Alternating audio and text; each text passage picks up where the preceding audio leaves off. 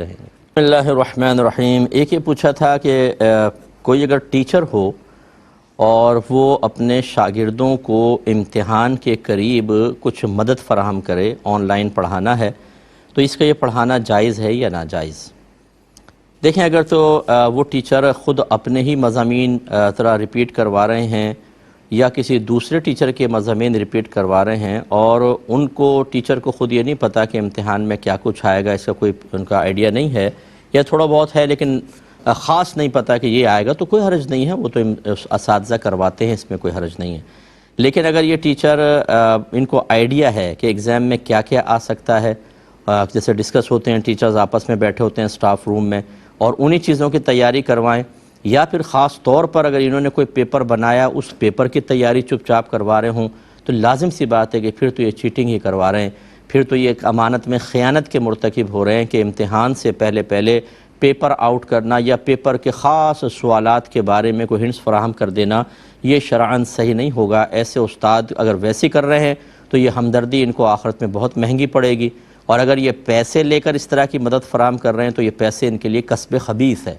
یہ امانت میں خیانت کر کے جو پیسہ حاصل ہو، کسب خبیث کا مطلب یہ ہے کہ ان کو واپس کرنا ہوگا، اور اگر واپس نہ کر سکیں، جیسے مکس ہو جائیں، تو پھر بغیر ثواب کی نیت کے صدقہ کرنا پڑے گا، یہ اس کو استعمال نہیں کر سکتے ہیں۔ اس لیے ٹیچرز کو چاہیے کہ بچوں کو مطلب آپ اگر خود امتحان کا پیپر بنا رہے ہیں تو قطعی طور پہ بچوں کی امداد نہ کریں، یا پھر جتنا سلیبس ہے اس کے اندر آپ یہ کر سکتے ہیں کہ مخصوص کویسچنز، وہ بھی والا نہیں جو امتحان میں آپ کہہ دیں بھئی یہاں سے یہاں تک حصہ پڑھیں، یہاں سے یہاں تک پڑھیں، یہاں سے یہاں تک پڑھیں، یہ ویری امپورٹنٹ ہے، پھر بچے خود تیاری کریں۔ اسی سے تو ہمارے ہاں کھوکھلاپن پیدا ہوتا ہے کہ ہمارے بچے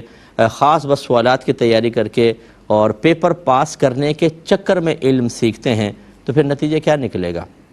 ایسے دینی مدارس میں جو بچے یہ بورڈ کے ایگزام کی تیاری کو بنیاد بناتے ہیں، ان کا علم کبھی پختہ نہیں ہوتا کہ جی وفاق المدارس میں یا تنظیم المدارس کے خالی ایگزام دینے کے لیے تیاری کر لی، ان میں جو پیپر بن کے آتے ہیں ان کا حال سب کے سامنے ہوتا ہے، اور وہ مطلب بعض اوقات پورا نہیں پڑھتے، وہ صرف سال کے آخر میں ان کی تیاری کر کے ایگزام دے لیتے ہیں، تو یہ نقصان ہوتا ہے۔ علم کو علم سمجھ کے پڑھنا چاہیے، پھر آپ میں سائنسدان بھی نکلیں گے، اچھے سیاستدان بھی نکلیں گے، اچھے محققین بھی نکلیں گے، جیسے ہمارے پہلے بزرگان دین ہوتے تھے۔ اب ہم علم پڑھنے کے بعد بھی ہمارا بچہ فارغ ہوتا ہے تو جو اس نے امتحان کی تیاری کی ہوتی ہے بعض اوقات وہ تو ذہن میں ہوتا ہے، باقی تمام چیزیں اس کے ذہن سے محو ہو چکی ہوتی ہیں، کیونکہ اس تو سب کو نظر انداز کیا ہوتا ہے۔ ان کا مقصود امتحان دینا، سرٹیفکیٹ حاصل کرنا، اس کی بیس پہ جاب کرنا، باقی علم کو چھوڑو۔ اس سے ہی ہمارا نقصان ہوا ہے بہت زیادہ، اور جو ایسا نہیں کرتے وہ اس کو کہتے ہیں ہم پاکستان کی کریم ہے، وہ کریم یہاں رہتی نہیں ہے، وہ کریم باہر نکل جاتی ہے۔ باقی بچے جو ہیں جو بغیر کریم والے ہیں